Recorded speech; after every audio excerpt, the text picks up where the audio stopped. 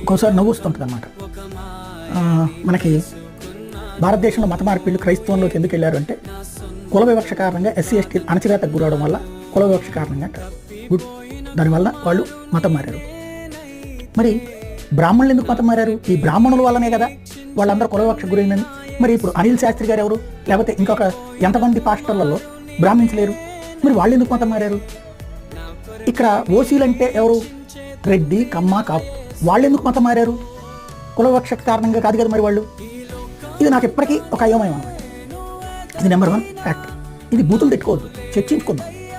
Number 2 factor, మత మార్పిడి ఎందుకు జరిగింది అంటే నీ మతంలో స్వేచ్ఛ లేక, స్వతంత్రత లేక.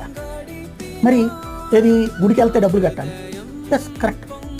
గుడికి డబ్బులు లేనివాడు వెళ్ళచ్చు, డబ్బులు ఉన్నటువంటి వాడు ఒక క్యూ లైన్లో వెళ్తే డబ్బులు లేనివాడు ఒక క్యూ లైన్. అలాంటి వాడు మరి తప్పు అని అంటాం. అదే సందర్భంలో ఏమి చేయలేకపోతున్నామని బాధపడతాం.